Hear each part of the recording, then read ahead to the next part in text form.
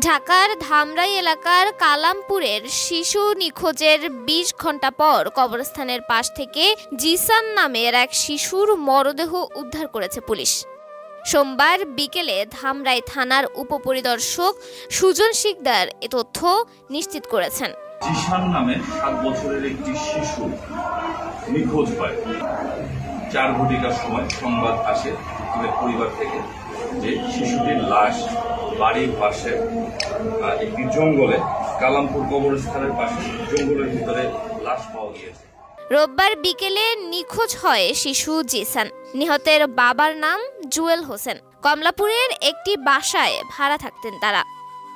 তাদের ব্যাপারে আর কোনো বিস্তারিত তথ্য পাওয়া যায়নি। পুলিশ জানিয়েছেন, বিকেলে কমলাপুর বাসস্ট্যান্ড কবরস্থানের পাশে শিশু জিসানের নিথর দেহ পড়ে থাকতে দেখে থানায় খবর দেয় স্থানীয়রা। খবর পেয়ে পুলিশ ঘটনাস্থল থেকে জিসানের মরদেহ উদ্ধার করে। এসআই সুজন বলেছেন, জিসানের মরদেহ উদ্ধার করে ময়না তদন্তের জন্য শহীদ সোহরাওয়ার্দী মেডিকেল কলেজ হাসপাতালে পাঠানো হয়েছে। আমি আসি, তারপরে স্যার ১০-১৫ মিনিট পরে আরাম মারছে, আইসা আর পায় না সাথে সাথে আমার ফোন দিছে। আমি বাসায় চলে আসছি। আসার পরে আমিও খুঁজি, যেখানে লাশ পাওয়া গেছে ওদিক দিয়ে ওর আগেই খুঁজছি, কিন্তু ওই জঙ্গলে যাই নাই স্যার। ভাবছি আমার ছেলে কারে জায়গায় ওই চক দিয়ে ওর আগেই খুঁজছি, আর পাওয়া যায় নাই। তো যাই না, থানায় অভিযোগ করছি রাত ১১টায়, জিটি লিখছি। ওখানে গেলাম, কিচ্ছু হলো না।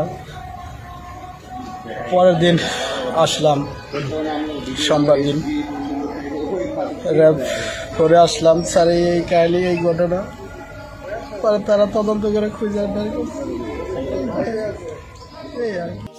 একটি রূপার চেইনের জন্য এই ঘটনা ঘটিয়েছে ওই নরপিশাচ।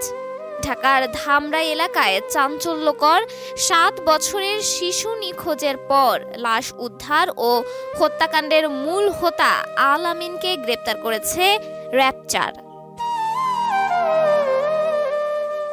তন্নি শিকদার, দৈনিক সকালের দুনিয়া।